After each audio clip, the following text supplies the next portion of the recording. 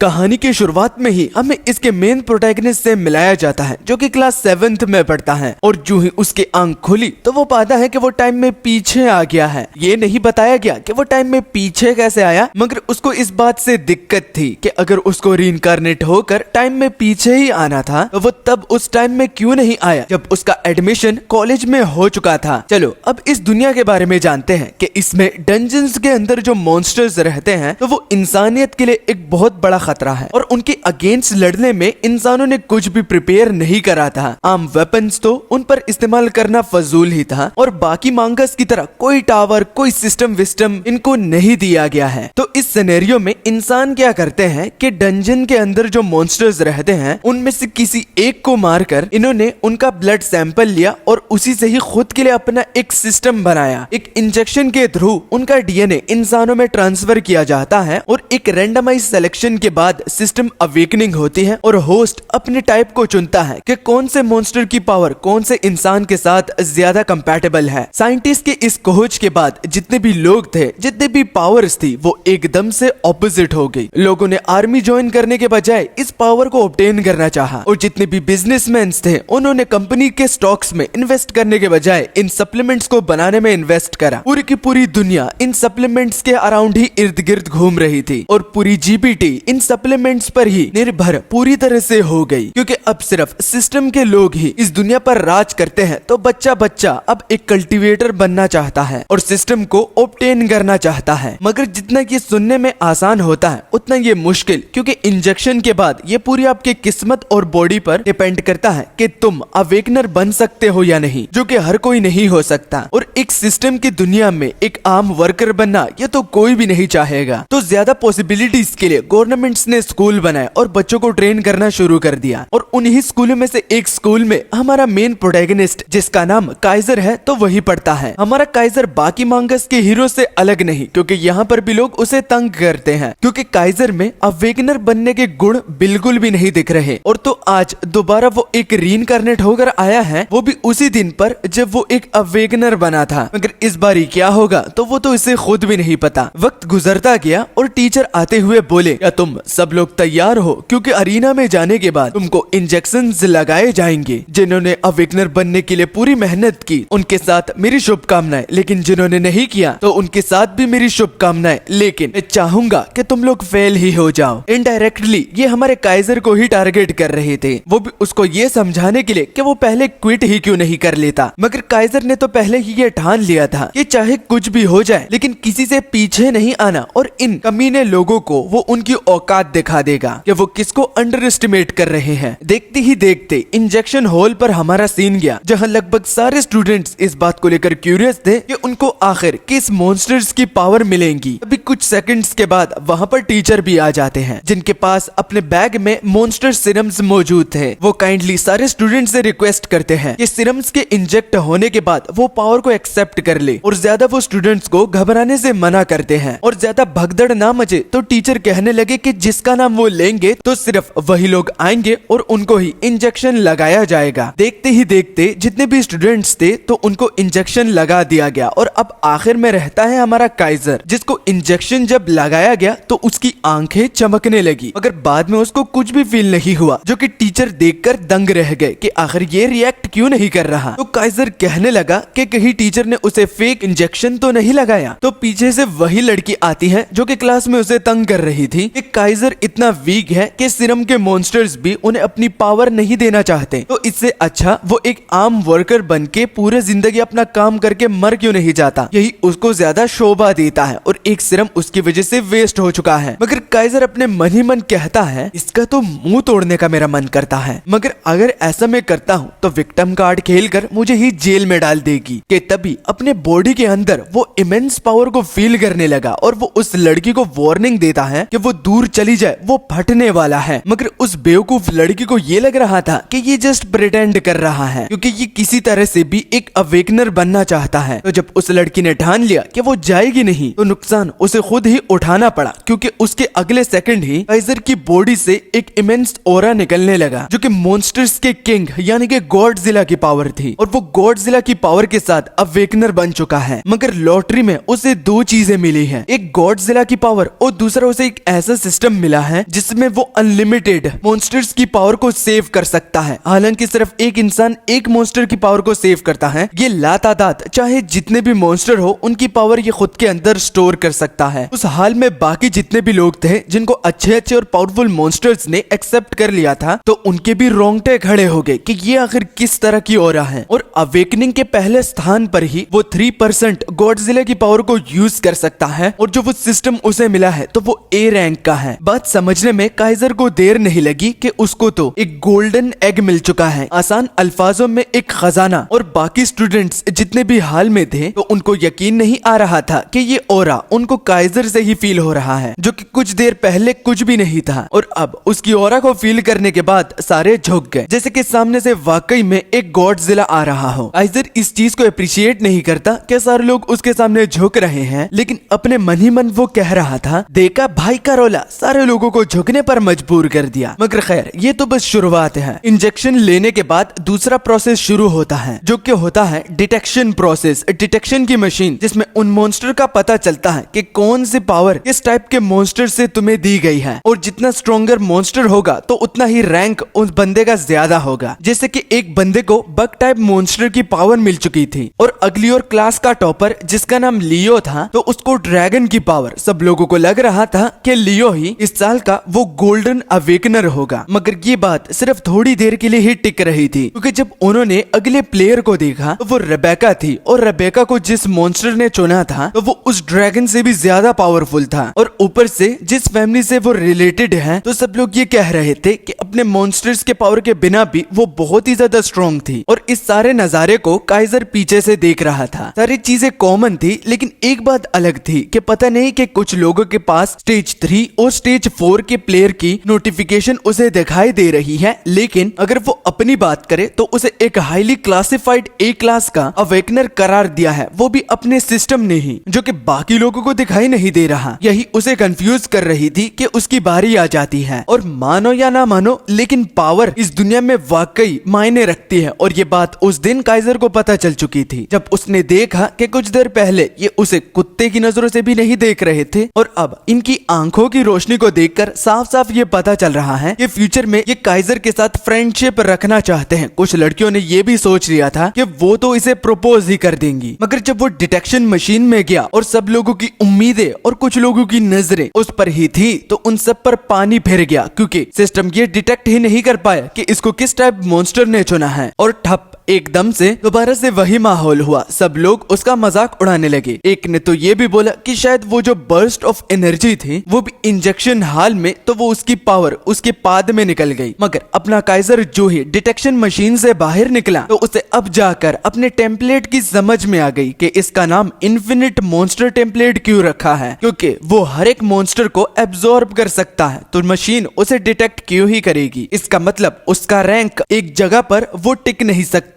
वो ग्रो करता ही जाएगा जितनी देर और जितना टाइम वो मॉन्स्टर्स की पावर को एब्जॉर्ब करता रहेगा। ये जानने के बाद वो बिल्कुल एक गॉडजिला की स्माइल को लेकर हंसता है, और मानो वो हीरो से ज्यादा एक विलन लग रहा था जब वो स्माइल करता है, क्योंकि होगी भी उसे खुशी, क्योंकि वो किंग ऑफ मॉन्स्टर्स जो है और गॉडजिला ने उसको चुना है, वो भी अपने एक कैंडिडेट की तौर पर, तो खुशी तो उसे होनी ही थी। उसी दिन के शाम पर काइजर टीचर के पास जाता है, और वो टीचर से रिक्वेस्ट करता है कि उसे घर में पढ़ना है, क्योंकि वो अपने एग्जाम के लिए तैयारी करना चाहता है, और यहाँ पर स्कूल में उससे पढ़ाई नहीं होगी। एक किस्म से वो एक प्राइवेट स्टूडेंट बनना चाहता है, जो कि बस एग्जाम देने के लिए ही आएगा, बाकी उसके स्कूल में कोई भी काम नहीं रहेगा। मगर जैसे कि काइजर के रिकॉर्ड्स हैं, तो टीचर को लगता नहीं कि वो घर में भी पढ़ पाएगा। मगर जब काइजर ने अपनी आंखों की चमक दिखाई, यानी कि सिंसियरिटी, वो भी अपने टीचर को ही पागल बनाने के लिए कि वो घर जाकर ही पढ़ेगा, तो टीचर मान जाता है, जस्ट बिकॉज काइजर मैनिपुलेट करने में इतना अच्छा है कि उसकी आंखें चमकने लगी, बिल्कुल एक दूध पीते बच्चे की तरह, जिसको झूठ बोलना तो कतई भी नहीं आता, और जो चीज काइजर करने के लिए आया था तो वो उसमें सक्षम हो जाता है। मतलब कि टीचर को उसने अपने झांसे में फंसा लिया है। टीचर इजाजत दे भी देते हैं, और वो कहते हैं कि चलो अगर तुम फेल भी हो जाते हो तो नेक्स्ट ईयर जो कि तुम रिपीट करोगे, तो वो तो तुम्हें मेरे पास ही आना है, क्योंकि काइजर को खुद भी ये पता है कि अगर उसे वॉरियर बनना है तो पहला स्टेप उसे कॉलेज में एंटर करना होगा। तो अगर वो वाकई में इस चीज के लिए तैयारी नहीं करेगा तो वो खुद को ही धोखा दे रहा है। एंड देन अगले सीन में हम देखते हैं काइजर को, जो कि खुद को स्ट्रॉन्ग करने के लिए निकल पड़ा। उसके पास टोटल 2 ऑप्शंस हैं जिसमें वो खुद को स्ट्रॉन्ग कर सकता है और अपनी कंपैटिबिलिटी जो है वो भी टेम्पलेट के साथ वो बढ़ा सकता है। जिसमें से पहला वो मेहनत, वो भी खूब मेहनत करके बिल्कुल गधों की तरह वो अपने टेम्पलेट के साथ कंपैटिबिलिटी बढ़ा सकता है। और दूसरा जो कि और किसी के पास नहीं बल्कि सिर्फ उसके पास ही है कि वो एनहांसमेंट सीरम को, जो कि उसको टीचर की तरफ से पहले इंजेक्ट की गई थी, वो बाय करके उसे एब्जॉर्ब कर ले। एक में बहुत ज्यादा मेहनत करनी है और दूसरे में बहुत ज्यादा पैसा लगाना है। अगर वो दोनों में से एक को चूज करेगा तो वो पैसे लगानों का ही है। फर्क नहीं पड़ता कि जितना भी लगता है, बस उसे मेहनत नहीं करनी और जल्द से जल्द स्ट्रॉन्ग बनना है। जो कि वो मार्केट में एंटर करता है तो उसके अलावा वो बहुत सारे इंसानों की मॉन्स्ट्रस ऑरा को फील करने लगता है, जो कि वो गॉडजिला से मिली हुई पावर जिसका नाम मैग्नेटिक फील्ड है उसकी मदद से। और ये तो नॉर्मल है कि सिनम लेने के बाद जो बीस्टली पावर होती है उसको सरप्रेस करना बहुत ज्यादा मुश्किल होता है। जब तक कोई इंसान ट्रेनिंग नहीं करता तो ऑरा को सरप्रेस कर पाना मुश्किल ही रहता है। सेम हमारे काइजर पर भी लागू होता है, जो कि बीस्टली ऑरा को कंट्रोल नहीं कर पा रहा था। मगर उसकी वजह ये भी थी कि खुद को मॉन्स्टर किंग बुलाकर वो बहुत ज्यादा एक्साइटेड हो रहा था कि तभी कंधे पर उसके पीछे से कोई हाथ रखता है। वो एक हॉट लड़की थी जिसका नाम लिली था और कंधे पर हाथ रखने की वजह ये थी कि वो अपनी बीस्टली पावर को कंट्रोल नहीं कर पा रहा था। और थोड़े वक्त तक लिली को सब कुछ बातें बताने के बाद उसे पता चल जाता है कि ऑरा को वो इसलिए कंट्रोल नहीं कर पा रहा था क्योंकि वो अभी अभी एक अवेकनर बना है। मगर जब लिली ने यहाँ पर आने की वजह पूछी तो काइजर वो सब कुछ बता देता है जो कि वो यहाँ पर करने के लिए आया था। मगर ये जगह इतनी बड़ी है कि वो डायरेक्शन पूछता है और साथ में उस सिरम के कॉस्ट को भी पूछता है कि वो कितनी महंगी हो सकती है। तो मालूम होता है कि जो काइजर का अभी का लेवल है तो उसके लिए जिस सिरम का लिली उसको बताती है वो तकरीबन 4 लाख येन पर ही उसे मिल सकता है। इससे काइजर दंग रह गया क्योंकि जितना उसके पास पैसा है तो वो सिर्फ एक को ही खरीद सकता है क्योंकि उसके पास टोटल 6 लाख येन है। मगर जब आसपास सस्ती सिरम के बारे में जब उसने पूछा वो अवेलेबल नहीं थे क्योंकि ये कोई मजाक नहीं है, सिरम्स कॉस्टली ही होते हैं। और अब जबकि काइजर को कुछ भी समझ में नहीं आ रहा था कि अब वो क्या कर सकता है तो लिली उसको अपना कार्ड दे देती है जिससे उसको डेफिनेटली बहुत सारा डिस्काउंट मिलेगा। और कार्ड से हमें ये भी पता चलता है कि लिली एक 4th रैंक की मार्शल आर्टिस्ट है। पता नहीं उसने मदद क्यों करी, लेकिन काइजर कहता है कि वो इस एहसान का बदला जरूर चुकाएगा। और लिली को बाय बाय बोलकर और लिली ये समझकर कि अगर किस्मत हुई तो वो उस कार्ड को जरूर लौटाएगा, तो दोनों अपना अपना रास्ता पकड़ लेते हैं। और बहुत सारी शॉपिंग करने के बाद वो रात को अपने घर तक पहुंच आता है और हम देख पाते हैं कि काइजर इवॉल्व करने के प्रोसेस के बीच में ही था और अब उसकी कंपैटिबिलिटी जो थी वो 3 से 4 हो जाती है। हर एक सिरम एक एक बार लेने के बाद उसका इवॉल्व करना मुश्किल हो जाता है। मगर जितना जल्दी उसने इवॉल्व करा तो आम अवेकनर को 3 साल टोटल लग जाते हैं। अगर वो काइजर की तरह इवॉल्व होता है तो खुशी उसके चेहरे पर साफ साफ दिखाई दे रही थी। वो भी इस बात को लेकर कि हो सकता है कि वो इस एंट्रेंस एग्जाम में टॉप भी कर सकता है अगर वो इसी तरह ही लगा रहा। वो चीटिंग नहीं कर रहा, वो मेहनत के बजाय अपने दिमाग का इस्तेमाल कर रहा है। और अब और पैसा कलेक्ट करने के लिए वो डंजन्स में जाएगा और वहाँ पर मॉन्स्टर्स के कोर को स्टोर करने के बाद वो दुकान में उसे बेचेगा ताकि वो और सिरम्स ले पाए। डंजन्स की डिस्ट्रीब्यूशन ई रैंक से लेकर एस रैंक्स तक होती है, जिस तरह के बाकी मांगास में हम देखते आ रहे हैं। जितना डंजन्स का रैंक होगा तो उसके अंदर उतने ही खतरनाक मॉन्स्टर्स होंगे और सिर्फ हाई क्लासिफाइड रैंकर्स ही बड़े बड़े डंजन्स में जा सकते हैं। और अभी के लिए फिलहाल तो काइजर खुद भी एक स्टूडेंट है, वो फुली ग्रोन रैंकर नहीं बना, इस वजह से वो सबसे लोवेस्ट में ही जा सकता है। बाद में जब वो उस लोकेशन पर पहुंचता है जहां उसका लोवेस्ट डंजन लोकेटेड था और फोन के थ्रू उसने बुकिंग करी हुई थी, तो पहुंचते ही उसे मालूम पड़ जाता है कि यहाँ पर कोई भी नहीं है क्योंकि ये सबसे लोवेस्ट रैंक का डंजन जो है। बुकिंग करने के बाद जब वो डंजन में इंटर करता है तो rise of the new beast king का नाम लेकर वो अंदर चेकआउट करने लगता है। और जितना उसने अपने किताबों में सुना था और टीचर से भी सुना था तो ये डंजन्स अंदर से उतने ही ज्यादा खूबसूरत होते हैं। इस बीच पीछे हम एक रैबिट को देखते हैं जो कि नॉर्मल नहीं था क्योंकि वो first rank beast blade fang rabbit था। वो पीछे से एक स्नीक अटैक करता है जिसको हमारा काइजर मैग्नेटिक फील्ड की मदद से सेंस करके उसे उसके कानों से पकड़ लेता है और एक ही हाथ के जोर से उसे क्रश कर देता है। जो कोर उससे गिरा था तो वो बहुत ज्यादा लो रैंक का है, लेकिन फिर भी इतना पैसा इसको कन्वर्ट करने से मिलेगा तो एक नॉर्मल वर्कर पूरे महीने तक काम करने के बाद उसे इतना पैसा मिलता है। मगर यहाँ पर वो गुजारा करने के लिए तो नहीं आया, उसे और हाई लेवल के मॉन्स्टर्स तो ढूंढ ढूंढना ही है। और जो ही उसने नाम लिया तो साइड से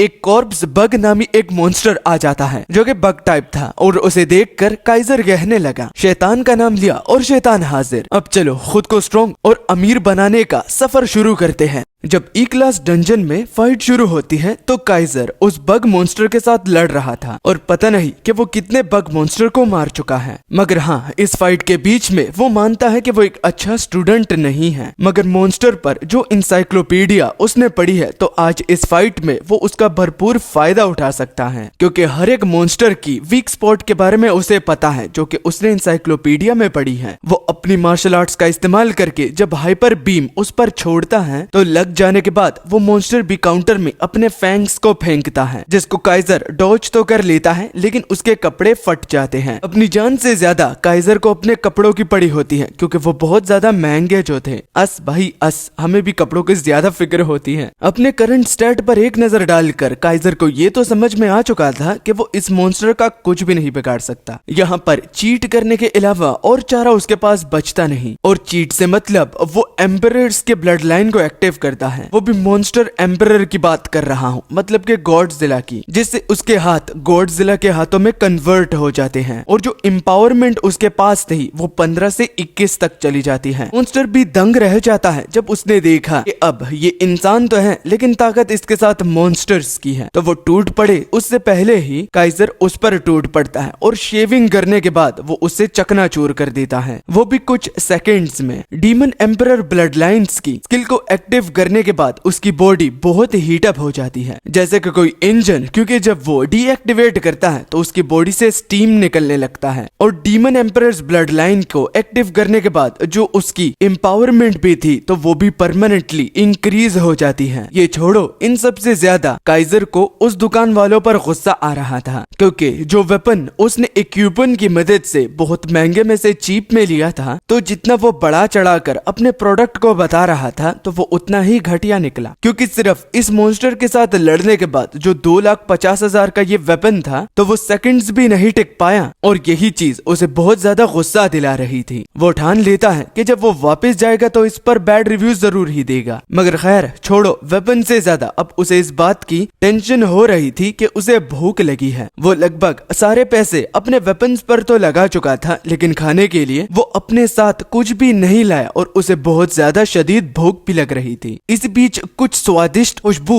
उसके नाक से गुजरती है। वो आसपास चेकआउट करने लगा तो वो खुशबू वो इस बग मॉन्स्टर के कोर से आ रही थी। ये बात हमारे काइजर को बहुत ज्यादा हैरान करता है। बहुत ज्यादा भूख लगने की वजह से वो उस क्रिस्टल को खा लेता है, और जो ही वो खाता है तो वो कंपैटिबिलिटी जो कि इनहैंस सीरम्स को लेने के बाद न बढ़ने के बराबर बढ़ रही थी तो वो 7 से 7.3 तक चली जाती है, जो कि देखकर काइजर बड़ा ही खुश हुआ, क्योंकि जो सीरम जो कि उसको 0.5 या फिर 1% बढ़ाने में मदद कर रहे थे तो ये क्रिस्टल खाना ये उसको बहुत ज्यादा आसान और फ्री लगा। वो खुद को कोसता है कि आखिर उसको ये पहले क्यों नहीं पता चला। अब जबकि उसने इतना सारा पैसा लगा लिया है तो वो वेस्ट ही दिख रहा था, मगर खैर वो अपनी फ्रस्ट्रेशन को मोटिवेशन के तौर पर इस्तेमाल करना चाहता है और गोकू की तरह अपने माथे पर उसी तरह ही जेस्चर रखे वो अपनी मैग्नेटिक फील्ड को एक्सपैंड करता है, और नेक्स्ट आफ्टरनून में जो उसकी कंपैटिबिलिटी थी तो वो 9% हो गई थी, और ओवरऑल जो कि उसकी फिजिक थी तो उसकी पावर 15.8 तक चली गई है। वो अपने साथ बाकी भी क्रिस्टल्स लेकर आया है जिसको वो खा भी सकता था, लेकिन उसने अपने एंड को दोबारा टच करा, यानी कि ये क्रिस्टल भी अब उसके कुछ काम नहीं, क्योंकि ये भी उसको इवॉल्व करने में मदद नहीं कर रहे जिस तरह के वो सिरम्स थे। लेकिन ये उसकी लॉस नहीं है क्योंकि इन क्रिस्टल्स को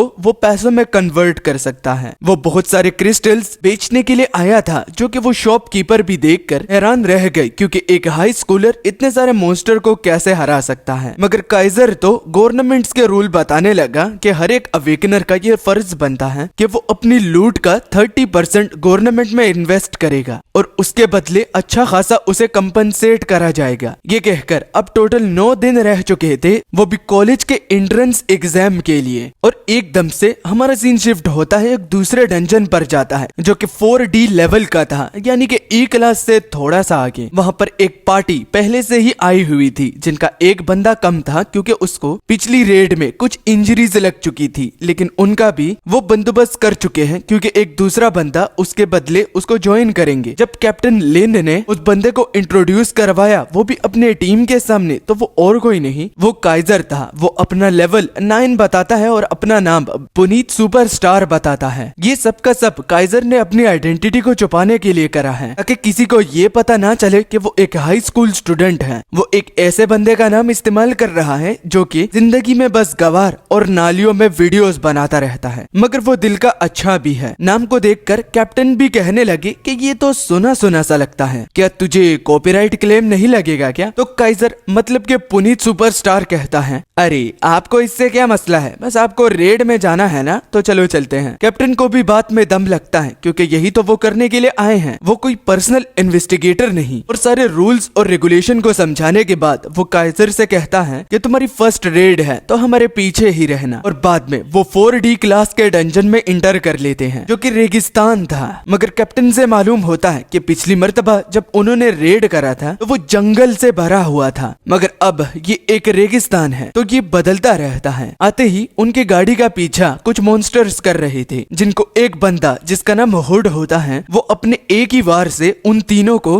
मतलब के चारों को टिकाने लगा देता है। ये देखकर काइजर भी बड़ा इम्प्रेस हुआ। और बाद में गाड़ी से उतरने के बाद काइजर ने पीछे से पूछा कि वो गाड़ी से क्यों उतर गए, तो कैप्टन बोले कि गाड़ी के शोर की वजह से जमीन के अंदर जितनी भी मॉन्स्टर्स हैं तो वो डिस्ट्रैक्ट होकर यहाँ से भाग जाते हैं, इस वजह से तो उनको गाड़ी से उतरना पड़ा। और बाद में अपनी टीम से वो अब्दुल के बॉम्ब को निकालने का कहते हैं और अगेन वो पुनीत सुपरस्टार से पीछे रहने का कहते हैं। इस बॉम्ब में दरअसल मॉन्स्टर की सेंट होती है, जिससे जमीन में रहने वाले मॉन्स्टर्स को ये लगता है कि कोई दूसरा मॉन्स्टर उनकी टेरिटरी पर कब्जा जमाने के लिए आया है। तो ठीक उस मॉन्स्टर की सेंट की वजह से एक अर्थ टाइप मॉन्स्टर निकल आता है जो कि टियर 2 का ड्रैगन था। कि तभी फाइट के शुरू होने से पहले हमें एक दूसरे कैरेक्टर के साथ मिलाया जाता है जो कि दरअसल हमारे काइजर की गाड़ी के पीछे ही आ रहा था और बिल्कुल ठीक वही जगह पर पहुंच आता है जहां हुड्स के वेपन्स पड़े हुए थे उन मॉन्स्टर को हराने के बाद, जो कि उस गाड़ी का पीछा कर रहे थे। ये साला टकलू जॉनी सिंस से कम नहीं है। और पागलपंती तो ये तब करता है जब उन मॉन्स्टर्स के लगे हुए खून को ये चाट लेता है। कैप्टन लिन और उसकी टीम अभी तक उस अर्थ ड्रैगन के साथ लड़ रही थी। कुछ ही पलों में कैप्टन लिन उस अर्थ ड्रैगन का सिर ही काट डालते हैं। कैप्टन लिन और उसकी टीम को लगा कि वो अर्थ ड्रैगन को हरा चुके हैं, लेकिन वो उनकी गलतफहमी थी क्योंकि बिना सर के भी वो ड्रैगन कैप्टन पर हमला कर देते हैं। अटैक कैप्टन के बहुत करीब था और उसके जो टीममेट्स थे तो वो बहुत ज्यादा दूर। ऐसा लग रहा था कि कैप्टन का बचना नामुमकिन है, लेकिन बिजली की रफ्तार से हमारा काइजर आकर वहां अपने जलवे दिखाते हुए एक लंबी छलांग मारता है और दोबारा से हाइपर बीम की मदद से वो उस ड्रैगन को जमीन में धंसा देता है। अब जाकर वो ड्रैगन नहीं उठेगा। कैप्टन और उसकी टीम वाले ये देखकर कि अभी ये इसका फर्स्ट रेड है, लेकिन इसके पंच में इतनी पावर, कैप्टन तो उसे अपना एक कंपेनियन समझ लेते हैं कि उसकी जान बचाने के बदले वो कभी भी उससे फेवर मांग सकता है। और एक लड़की और एक लड़का वो तो बस काइजर की वाहवाही करते जा रहे थे। बाद में जब उन्होंने उस अर्थ ड्रैगन का क्रिस्टल निकाला तो पता चला कि वो एक एग प्लांट के शेप का था और देखने से ही मालूम पड़ता है कि वो बहुत ज्यादा महंगा होने वाला है। जब वो लोग उसे स्टोर करने वाले थे तो पीछे से हुड आकर कैप्टन लिन को पीछे से खंजर मारते हैं। जब कैप्टन ने खुद को छुड़ाया और पूछा कि वो ऐसा क्यों कर रहा है, तो हुड अकेला नहीं था क्योंकि वो जॉनी वो उसके साथ ही था। वो कैप्टन लिन के सवाल का जवाब देता हुआ, मुझे देखने के बाद तुम्हें क्या लगता है कि हुड क्या करने की कोशिश कर रहा है? हमें एक टीम मेंबर से पता चलता है कि ये टकलू ये एक लुटेरा है जो कि यहाँ पर आकर लोगों के इक्विपमेंट्स और जितने भी क्रिस्टल्स उन्होंने ड्रैगन्स को मारकर ऑब्टेन करे हैं तो वो उसको ले लेता है। डिपेंड नहीं करता कि वो एक ड्रैगन का ही क्रिस्टल होना चाहिए, वो हर एक टाइप के मॉन्स्टर के क्रिस्टल को लेने के लिए आता है। तो इस सिनेरियो को देखने के बाद कैप्टन लिन बोले कि उनके लोकेशंस के बारे में सिर्फ उनको ही पता था, तो आखिर उसको कैसे पता चला कि वो लोग यहाँ पर होंगे? तो काइजर जो कि यहाँ पर पुनीत सुपरस्टार के नाम से है, वो समझ चुका था कि जो डैगर उसने फेंके थे तो वो लोकेशन को एक्सपोज करने के लिए उसने फेंका था। इसी वजह से तो उस डैगर को हुड ने वहाँ पर रहने दिया। हुड कहने लगा कि तुम काफी ज्यादा चालाक हो बच्चे, मगर ज्यादा चालाकी नहीं करना क्योंकि चालाक बंदा सबसे पहले ही मरता है। है। अगर तुमने सुना हो तो काइजर कहने लगा कि चालाक बोलने के लिए शुक्रिया, वरना तो स्कूल में कोई भी उसको चालाक समझता नहीं, तो थैंक यू। हुड से रहा नहीं गया, वो भी उसके एरोगेंस को देखने के बाद, तो डैगर से वो काइजर पर हमला कर देता है और अपनी 2 उंगलियों की मदद से वो उसके डैगर को रोककर कहने लगा, अकड़ यहाँ पर मुझ में नहीं बल्कि तुम में है, तुम्हें पता भी नहीं और तुम मुझे धमकियों पे धमकियां देते जा रहे हो, वो भी जस्ट एक बच्चा समझकर। वैसे भी मुझे तुम्हारी इन हरकतों से ज्यादा तुम्हारी आवाज से नफरत है, तो सबसे पहले मैं तुम्हारे इस मुंह को ही तोड़ूंगा। टकलू काइजर की हिम्मत की दाद देता है, क्योंकि जो हुड है वो कोई आम बंदा नहीं जिसको वो इतना कम आंक रहा है। हुड मल्टीपल्स अटैक करता है, वो भी अपने डैगर की मदद से, जिसको काइजर आता हुआ देख जोर से दहाड़ता है और एक शील्ड बन जाती है और वो डैगर चकनाचूर हो जाते हैं। मगर हुड सामने से गायब होकर उसके पीछे आ गया और वो बस अटैक करने ही वाला था, मगर अपने मैग्नेटिक फील्ड की मदद से वो उसको भी सेंस कर लेता है कि वो ठीक उसके ऊपर है। हुड का अटैक जो कि माउंटेन स्प्लिटर था, को काइजर बिल्कुल दोबारा से गोकू की तरह जेस्चर देकर वो अपनी एक न्यू स्किल हुड पर ट्राई करना चाहता है। वो अपनी उंगलियों से एक बीम छोड़ता है जिससे हुड के वो आर पार चली जाती है। कैप्टन लिन और उसके जो टीममेट्स हैं वो काइजर के फाइटिंग पैटर्न को देखकर दंग रह गए और उनके पैरों तले जमीन खिसक गई और सिर्फ एक अटैक के साथ हुड को इस तरह जमीन पर गिरता हुआ देखकर जॉनी कहने लगा, लगता है कि तुम आसान शिकार नहीं होने वाले हो और तुम्हारी हिम्मत और दम की दाद देता हूँ कि तुमने मुझे अपनी पावर को यूज करने पर मजबूर करा, मगर अब ये बोलो कि तुम किस क्लैन से हो। काइजर कुछ भी ना छुपाते हुए, जो कि मुझे काफी ज्यादा अच्छा लगता है, जब भी कोई चाइनीज मानवा होता है उसमें हीरो अपनी पावर को छुपाता नहीं। अगर कोरियन की बात की जाए तो साला पता नहीं तब तक छुपाते हैं जब तक खुद किसी को पता ना चल जाए और बस लोगों को हैरान करना चाहते हैं। व्हाट द फक, कि मैं गॉडजिला के क्लैन से हूँ और मुझे उनकी ही ब्लेसिंग्स मिली है। मगर मजाल के टकलू को डर लग रहा था। वो कहने लगा कि चाहे तुम में पावर कितनी भी क्यों ना हो, लेकिन एक्सपीरियंस ही मैटर करता है, जो कि मेरे पास है, तुम्हारे पास नहीं। वो अपनी बीस्ट ब्लड लाइन को जैसे ही एक्टिव करता है तो उसका शरीर बहुत ही बड़ा हो जाता है और इनके पास बेयर टाइप मॉन्स्टर की पावर होती है और जो ही वो अपने बीस्ट फॉर्म में आ जाता है तो without wasting a single second वो अपने पीक शेकर अटैक की मदद से काइजर पर टूट पड़ता है। तो काउंटर में उसके पैर को टारगेट करके काइजर कहने लगा कि इतनी बड़ी बॉडी को टारगेट करना मेरे लिए आसान हो गया। टकलू गिर जाता है, लेकिन फिर भी वो अपने अटैक को ऑलमोस्ट लैंड कर चुका था, मगर काइजर उसके अटैक को डॉज करके उसका मजाक उड़ाने लगता है और जो ही वो लैंड करता है तो दोबारा से टकलू उसको एक हल्की तरह स्मैश देने वाला था, वो भी उसको बीच में कुचलकर। मगर इस अटैक को भी काइजर बड़े ही आराम से डॉज कर लेता है, एकदम से गायब हो जाता है और ठीक उसके पीछे आकर वो कहने लगा,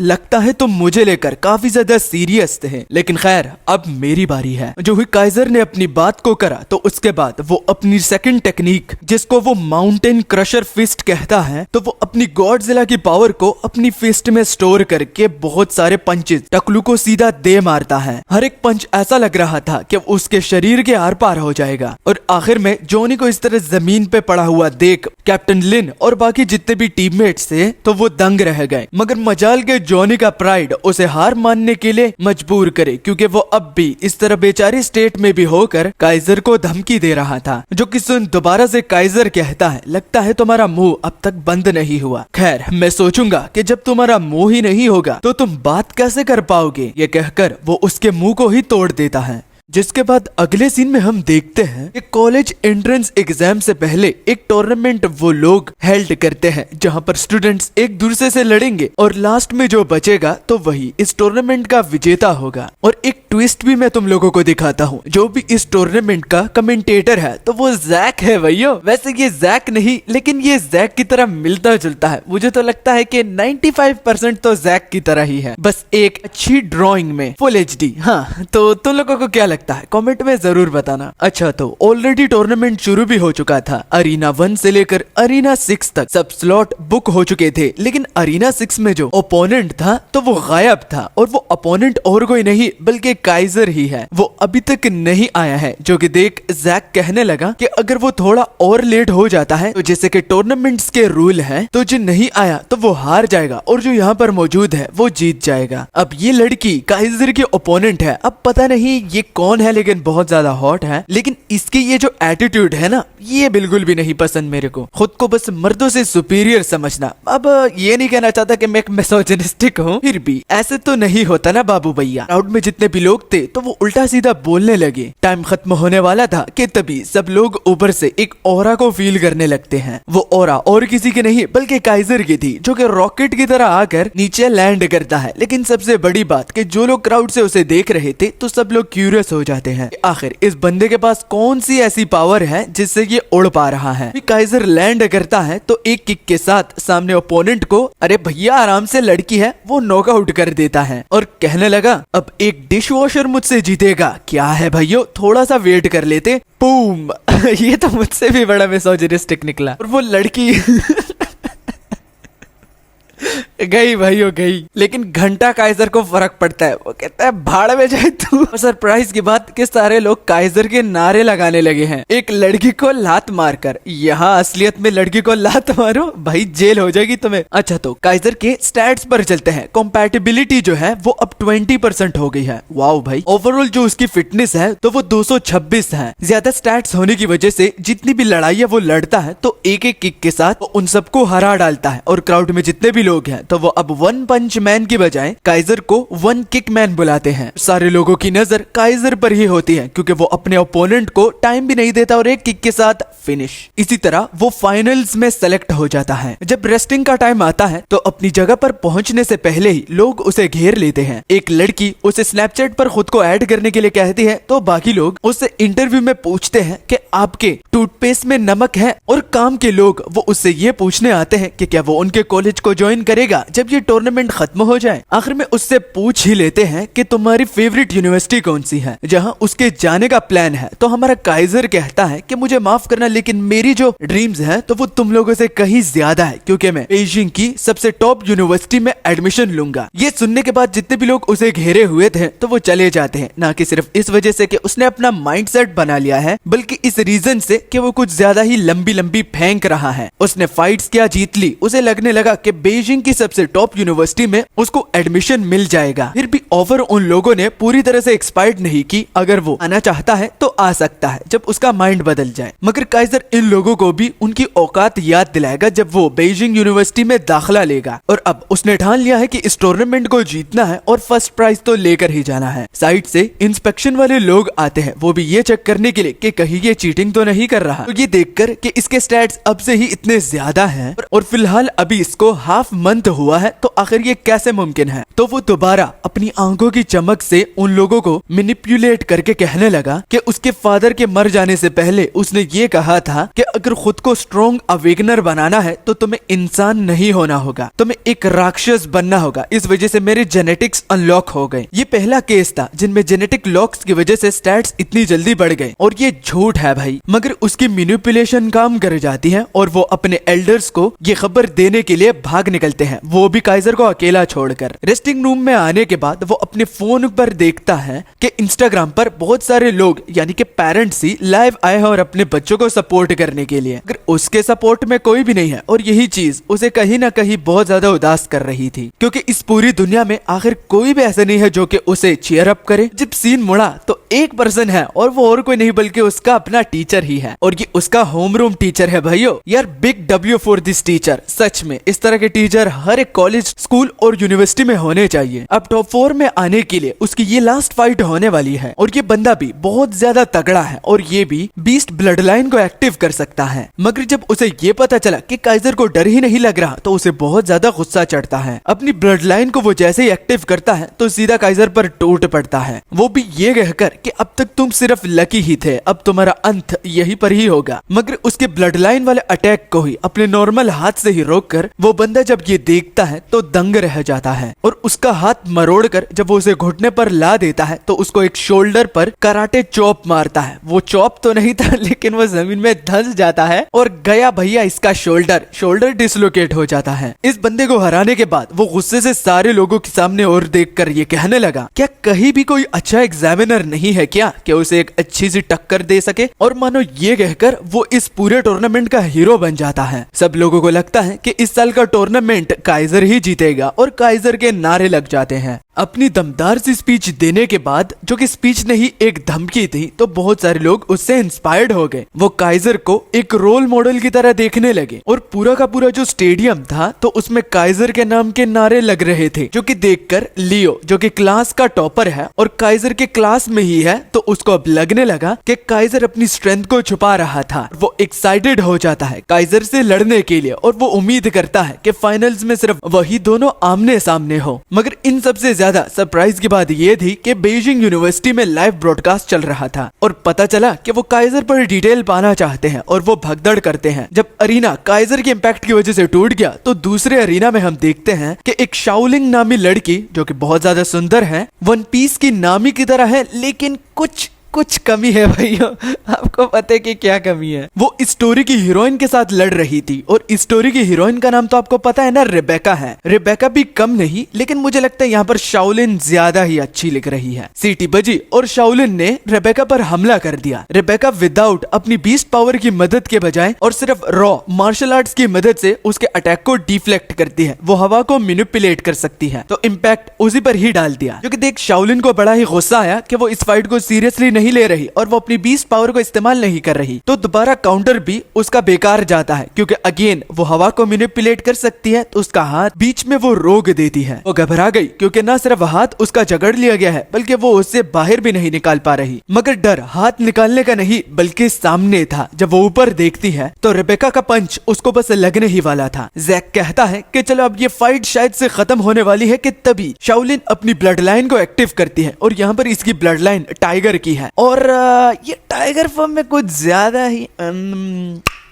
नॉइस लग रही है। ब्लड लाइन को एक्टिव करने के बाद उसे मौका मिला कि वो खुद को छुड़ा पाई और वो पीछे आ गई। और बताता चलूं कि ये blood line royal blood line है। शाओलिन इंसिस्ट करती है कि रेबेका भी अपनी ब्लड लाइन को एक्टिव कर दे, लेकिन वो कहती है कि ये काफी है। तो शाओलिन भड़क गई और बिना सोचे समझे वो अगेन रेबेका पर अटैक कर देती है। शाओलिन के अटैक भारी थे, लेकिन वो हवा को मैनिपुलेट करती है भाई, तो वो खुद के पास शाओलिन को करीब ही नहीं आने देती। हर एक अटैक शाओलिन का बेकार ही जाता है और आखिर में जब शाओलिन को मौका मिला और वो अटैक करती है, तो उसके टक्कर में सिर्फ अपनी मार्शल आर्ट का इस्तेमाल करके रेबेका भी उसके अटैक पर अटैक करती है, जिससे अरीना में फायर का बवंडर बन जाता है। गर्मी बढ़ रही थी, न सिर्फ ऑडियंस की बल्कि इस टूर्नामेंट की भी। और जैसे ही धुआं हट गया तो शाओलिन ही थी जो कि नजर आ रही थी। लग रहा था कि शाओलिन जीत गई, लेकिन शाओलिन कुछ सेकंड्स के लिए खड़ी हुई और बाकी अनकॉन्शियस, क्योंकि असल विनर रेबेका है, ना कि शाओलिन है। मगर खैर ये फाइट बहुत ज्यादा अच्छी थी, हालांकि मेरी वाइफू हार गई रेबेका की माँ की आंख। और अब दोबारा से टॉप 2 में आने के लिए काइजर की दोबारा फाइट होने वाली है। इस बारी ओपोनेंट उसकी किस्मत पर डिपेंड करता है, उसके लिए उसे एक टिकट उठाना होगा। टिकट उठाकर पता चला कि वो ए नंबर का है और ए नंबर का अपोनेंट जियान होता है। वो काफी पोलाइट था और जियान कहता है मैं तुम्हें ही टूर्नामेंट में देख रहा था और अच्छा हुआ कि मैं तुम्हारे साथ लड़ने का मौका मुझे मिल रहा है। मगर खैर उन दोनों के मैच में अभी टाइम रहता है, क्योंकि स्क्रीन पर उस बंदे की फाइट हो रही है और उस बंदे का मतलब और कोई नहीं बल्कि लियो ही था। उसने अपने ओपोनेंट को डोमिनेट कर दिया है और ये देखकर काइजर जियान से कहने लगा कि उसे क्या लगता है कि ये बंदा कितना ज्यादा स्ट्रॉन्ग हो सकता है, या जियान लियो को हरा सकता है। तो जियान कहता है कि मुझे उसमें इंटरेस्ट नहीं, क्योंकि इस टूर्नामेंट का स्टार ये लियो नहीं बल्कि तुम हो। और वो ये ऑनेस्टली कह रहा है, क्योंकि तुमसे शायद लियो भी लड़ना चाहता था, लेकिन उसे शायद से तब मौका मिलेगा जब मैं तुमसे हार जाऊं, जो कि मैं कभी होने भी नहीं दूंगा। और ये कहकर उसके एक्सप्रेशन पूरी तरह से बदल जाते हैं, क्योंकि वो काइजर को एक वोल्केनो की तरह डिस्क्राइब करता है। वो कभी भी फट सकता है, उसमें इतनी पावर है। चलो अब जबकि फाइट खत्म हो चुकी है तो जियान कहता है कि अब हम दोनों की बारी है, तो तुम शायद से लड़ने के लिए तैयार होगे। और अब ये टॉप 8 एडवांसमेंट टूर्नामेंट का मैच 2 होने वाला है, जियान वर्सेस काइजर। ये कौन जीतेगा ये तो अगले पार्ट में ही पता चलेगा। माफ करना लेंथ बहुत छोटी है, क्योंकि मैं ज्यादा भाव नहीं खाना चाहता। मैंने सीधा पॉइंट की बात करी है, जो कि स्टोरी को समझाने में तुम लोगों की मदद करेगी। और ये टोटल 6 चैप्टर्स है, इसके आगे के चैप्टर्स नहीं आए, बस मैंने इसको इसलिए एक्सप्लेन करना चाहा क्योंकि बहुत टाइम के बाद आ रहा हूँ और ये अभी अभी निकला है और काफी दमदार, क्योंकि मैं नहीं चाहता कि कोई एआई वाला इसे उठाकर बस इसे एक्सप्लेन करते, जो कि ढंग का होता भी नहीं है। चलो मिलते हैं इसके अगले पार्ट में, जो कि जब इसके चैप्टर रिलीज होंगे तो तब तुम लोगों को देखने को मिल जाएगा। और कम्युनिटी में बताना कि नेक्स्ट पार्ट कौन सी सीरीज पर चाहिए, मैं कम्युनिटी लगा रहा हूँ। ओके वोट कर देना। चैप्टर की स्टार्टिंग ही गर्म होती है, क्योंकि कमेंटेटर बता रहे थे कि जियान और काइजर के पंचेस एकदम एकदम बराबर है। अब तक के क्राउड के लोग जो कि काइजर को वन पंच मैन कहते हैं और वन किक मैन भी, तो वो एक किक के साथ न ही एक पंच के साथ जियान को रोक पा रहा था ताकि वो इस फाइट को जीत ले। बैटल के बीच में जियान काइजर के टैक्टिक को समझ जाता है कि ये रेडिएशन का इस्तेमाल करता है जिससे उसकी नाक से खून निकलता है। रेडिएशन मतलब जैसे कि अपने एनर्जी को एक वायरस के तौर पर दूसरे बॉडी में, मतलब कि अपने अपोनेंट के बॉडी में ट्रांसफर करना होता है, जो कि बिल्कुल एक वायरस की तरह काम करता है, जो कि उसके नाक से खून निकलने का रीजन था। मगर जियान इतना बेवकूफ नहीं है, वो तुरंत ही समझ गया था, इसलिए उसने अपनी बॉडी के आर पार बैरियर लगाया हुआ था, जो कि देख काइजर बड़ा ही इम्प्रेस हुआ और वो कहता है कि जियान वाकई में इस टूर्नामेंट में बहुत ही अमेजिंग और टैलेंटेड मार्शल आर्टिस्ट है, इसके साथ लड़ने में बड़ा ही मजा आने वाला है। तभी हमने देखा कि जियान को भी रेबेका की तरह मार्शल आर्ट्स आती है, क्योंकि उसकी फैमिली भी एक एलीट क्लास की फैमिली होती है जिनमें उनके डिसेंडेंट को फैमिली मार्शल आर्ट सिखाए जाते हैं, और यही वो इस्तेमाल कर रहा था, जिसमें सबसे पहला अटैक वो शेप विल फिस्ट को करता है और उसके साथ वो डियर पीक को कंबाइन करके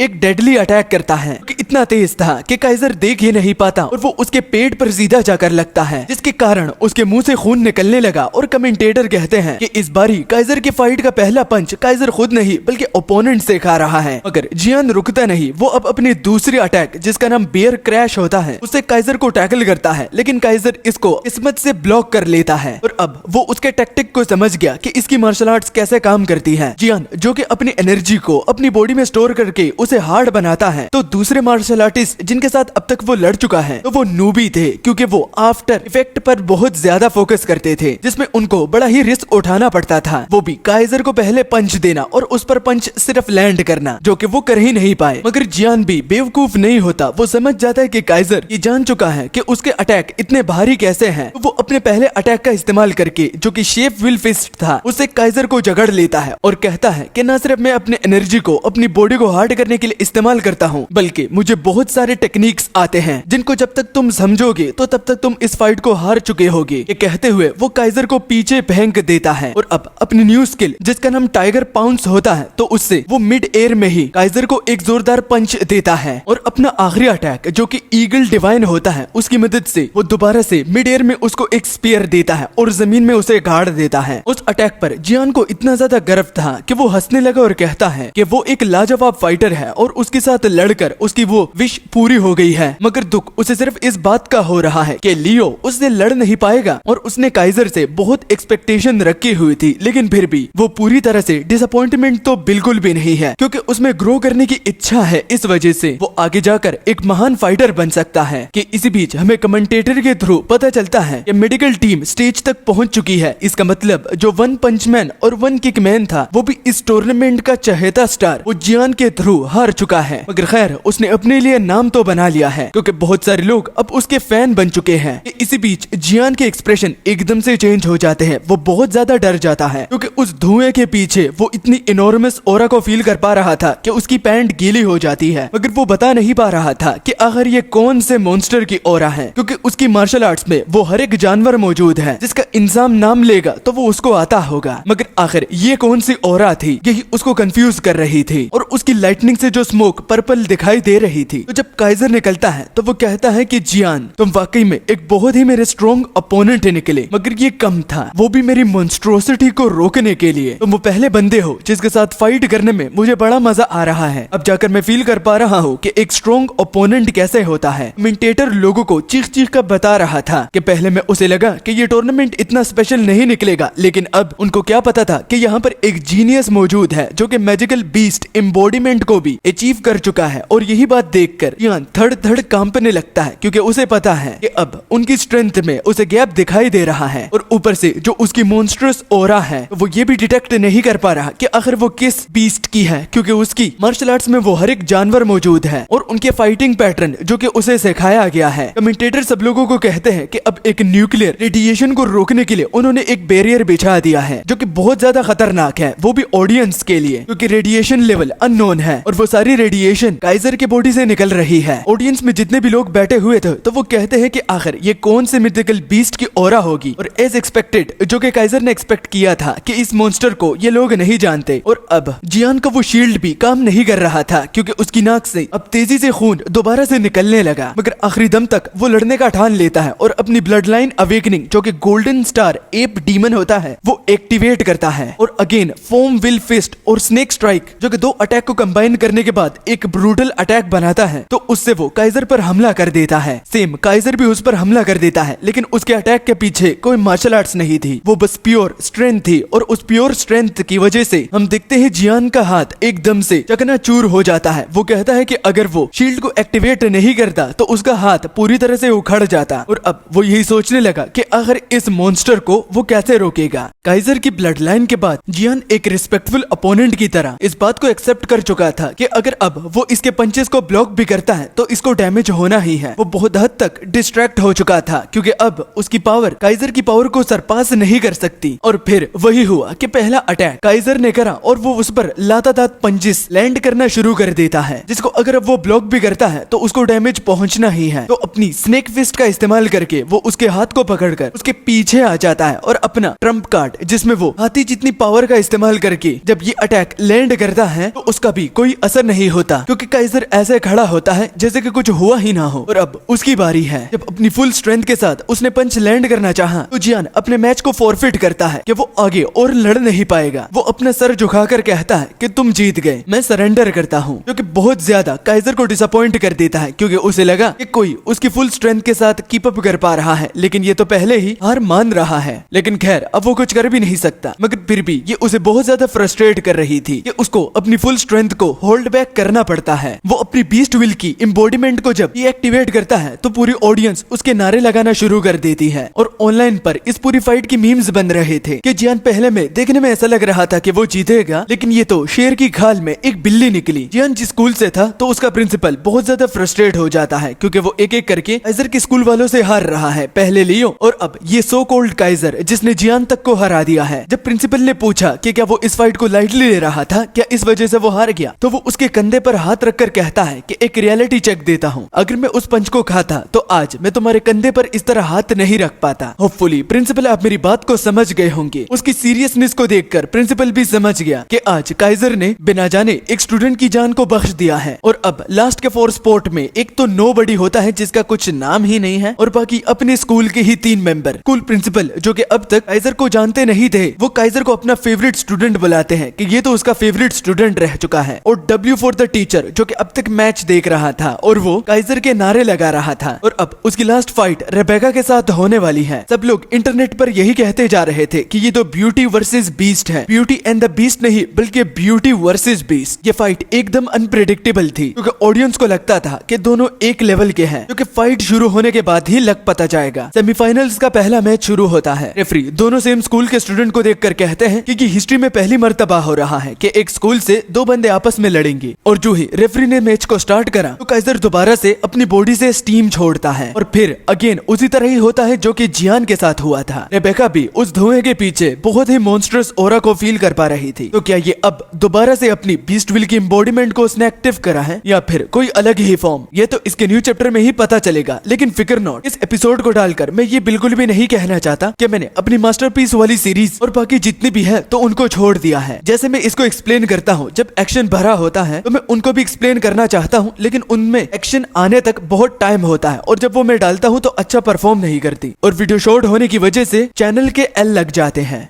काइजर का अपनी स्टीम को छोड़ने का ये मकसद बिल्कुल भी नहीं था। वो रेबेका को ब्लाइंड करना चाहता है, क्योंकि उस टूर्नामेंट में जितने भी लोग बैठे थे तो उनको रेबेका और काइजर की बॉडीज नजर नहीं आ रही थी, क्योंकि स्टीम की वजह से कुछ भी साफ साफ नहीं दिख रहा था। बल्कि काइजर ने तो स्टीम इसलिए छोड़ी क्योंकि वो अपनी फुल पावर का इस्तेमाल करना चाहता है, वो भी रेबेका के खिलाफ। क्योंकि रेबेका की जो मार्शल आर्ट्स पावर है, तो चाहे काइजर कितना भी पावरफुल क्यों ना हो, लेकिन अगर वो उसे टच ही नहीं कर सकता तो उसकी फुल पावर का इस्तेमाल करना ही बेकार है। ये कहकर वो उस पर टूट पड़ा। स्मोक से निकलते वक्त वो अपनी माउंटेन अरेस्टिंग फिस्ट का इस्तेमाल करता है, को ब्लॉक करने के लिए रेबेका एकदम रेडी थी। मगर सरप्राइजिंगली उसकी ये अरेस्टिंग फिस्ट जस्ट एक डिकोय था, क्योंकि वो पंच नहीं देना चाहता था बल्कि वो उसे अपनी पूंछ से मारना चाहता था, जो कि सक्सेसफुली लैंड भी हो जाता है। न कि सिर्फ रेबेका बल्कि जितने भी लोग इस फाइट को ऑनलाइन और क्राउड से देख रहे थे वो काइजर को एक चीटर बुलाते हैं, क्योंकि उसने पहले ये शो करा कि वो पंच देने वाला है, लेकिन इसके पीछे उसकी एक चाल थी जो कि रेबेका के रिदम को खराब करना था, मगर कुछ लोग इसे टैक्टिक समझते हैं क्योंकि प्यार और जंग में सब कुछ जायज हो जाता है। जब वो खुद को मोमेंटम में ला रही थी तो काइजर उसे मौका नहीं देता और अगेन उस पर टूट पड़ता है और रेबेका के रिदम होने की वजह से वो उसके अटैक को बस ब्लॉक ही करती जा रही थी। हालांकि उसकी मार्शल आर्ट उसके अटैक को ज्यादातर डोज करने में मदद करती है, लेकिन यहाँ तो उसका पूरा रिदम ही खराब हो गया है।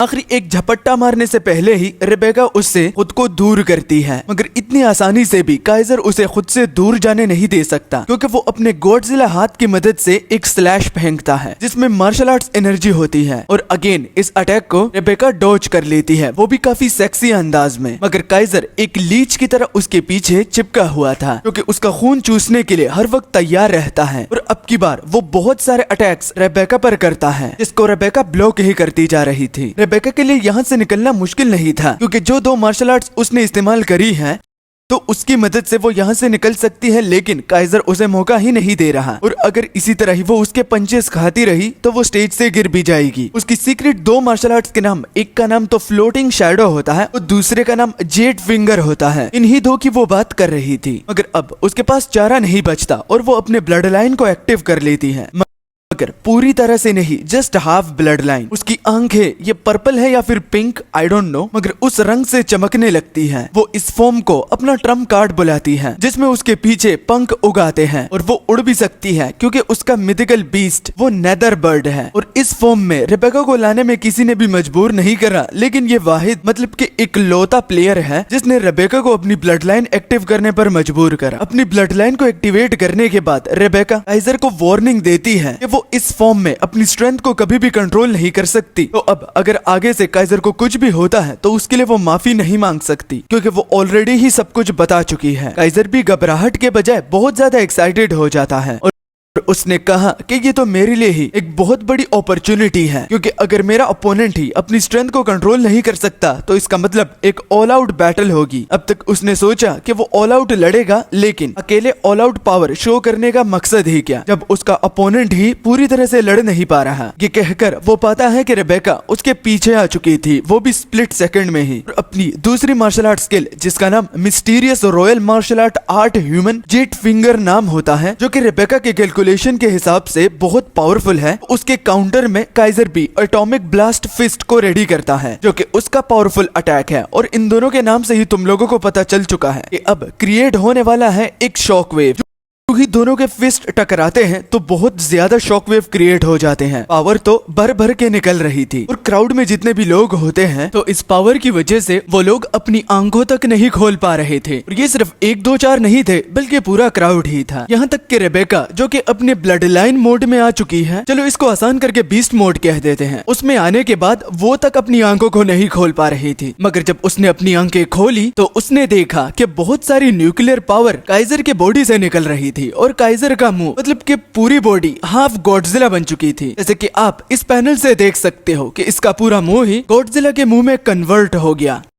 काइजर अपनी गॉडजिला फॉर्म में आने के बाद अपनी पावर को अंदर ही अंदर स्टोर करता जा रहा था। उसकी कमर पर भी माना स्पाइन बन चुकी थी जिससे वो न्यूक्लियर पावर धीरे धीरे करके काइजर के मुंह में आ रही थी। इसको जैक कमेंटेटर करके बताता है कि अब थोड़ी देर में काइजर फटने वाला है, यानी कि अपने मुंह से वो सारी पावर निकाल देगा। लेकिन क्या रेबेका उसको रोक पाएगी? तो जो ही उसकी बात खत्म हुई तो काइजर की एटॉमिक बीम सीधा जाकर रेबेका को लगती है, मगर उसके पंखों की वजह से जब वो डिफ्लेक्ट हुई मतलब कि काइजर की पावर तो वो क्राउड को जाकर लगने वाली थी। इसी बीच एक न्यू कैरेक्टर की एंट्री होती है और इसका नाम मेयर कैनी है। वो कहने लगा कि आंखें खोल कर देखो, फिक्र मत करो, मैं तुम लोगों को प्रोटेक्ट करूंगा क्योंकि आन सिटी का चैंपियन पैदा होने वाला है। इस पार्ट को मिस मत कर देना। अब चैंपियन से उनका मतलब क्या था, वो रेबेका थी या फिर काइजर, तो फाइट के खत्म होने के बाद ही पता चलेगा। मगर उस एटॉमिक बीम की वजह से आप रेबेका की हालत को देख सकते हो कि वो कितनी ज्यादा घायल हो चुकी है। भाई कपड़े फाड़ दिए उसके। इतनी पैथेटिक स्टेट में खुद को पाकर रेबेका के अतीत में हम जाकर देखते हैं कि उसके एंसेस्टर्स की पूरी रिस्पॉन्सिबिलिटी उसकी फैमिली उसके सिर पर डाल रही थी, वो भी उसके बचपन से ही लेकर। उसकी मदर जिन्होंने रेबेका को खुद ट्रेन किया है, तो वो फ्यूचर में रेबेका को सक्सेसफुल देख देखना चाहती है, न कि सिर्फ सक्सेसफुल बल्कि इस पूरी फैमिली को इसके मकाम तक पहुंचाने में रेबेका ही सिर्फ अब मदद कर सकती है। तो वो किसी किस्म की डिसअपॉइंटमेंट रेबेका से एक्सपेक्ट नहीं करना चाहती और यही चीज रेबेका को ट्रॉमा दे रहा था। वो कहती है कि अगर एक पावरफुल अपोनेंट तुम्हारे सामने हो और तुम उसे हरा नहीं पा रहे हो तो ये उसको एक बहाना दे सकता है कि आज जो उसकी हालत हो रही है अपने फ्लॉस को छुपाने के लिए वो काइजर पर विदाउट इंटेंशंस इस मैच को जीतने के वार करती है, क्योंकि वो चाहती है कि काइजर अब उसको जल्द से जल्द हरा डाले, क्योंकि यही उसके फ्लो को हाइड करने में मदद करेगा। यानी कि उसकी मदर फिर बाद में टोक नहीं पाएगी, क्योंकि वो लॉजिकली जवाब देकर कि जो उसका अपोनेंट था तो उसकी मैजिकल बीस्ट की पावर वो उससे कहीं गुना ज्यादा थी,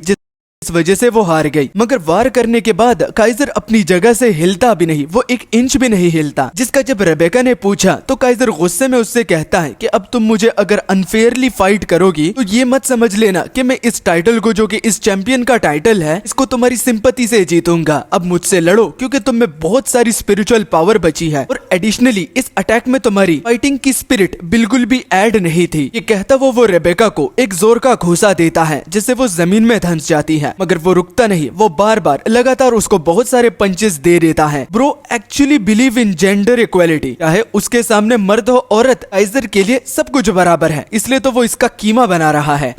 क्योंकि उसको बाद में ये वाली बातें नहीं सुननी कि रेबेका असल में उससे ठीक तरह से लड़ी नहीं थी, इस वजह से वो जीत गया। अगर उसको जीतना है तो फेयरली हराओ और अगर उससे जीतना है तो फेयर एंड स्क्वायर अपनी पावर का इस्तेमाल करना पड़ेगा। वो चेहरे पर भी पंच करता जा रहा था जिसके कारण वो अपना टेम्पर खो गई और अब अपनी बॉडी से वो बहुत सारी पावर को रिलीज कर रही थी, वो भी ये कहकर कि कमीने लड़कियों को चेहरे पर कौन मारता है। तो काइजर कहने लगा कि अगर वो सीरियस जगह पर हिट ना करता तो रेबेका इतनी सीरियस ना होती। और अब इतना ज्यादा ऑरा जो निकल रहा था तो अब हमें पता चला कि मैजिकल बीस्ट की ट्रू फॉर्म में रेबेका ट्रांसफॉर्म हुई है, यानी कि इसके बाद उसका और कोई रूप नहीं। और अपनी मैजिकल बीस्ट ट्रू फॉर्म में आने के बाद रेबेका काइजर से कहती है कि मेरे क्लासमेट होने की वजह से मैं तुम्हें ये मौका देती हूँ कि मैं तुम्हें अपनी ट्रू फॉर्म की मदद से फेयरली और स्क्वायरली तुम्हें हराऊंगी, जो कि तुम्हारी विश है। और भाई खुद बताना ये फॉर्म इसका सेक्सी है या नहीं। भाई वैसे मुझे अभी भी शाओलिन पसंद है, लेकिन रेबेका का ट्रू फॉर्म भी किसी से कम नहीं, काफी ज्यादा प्यारी दिख रही है।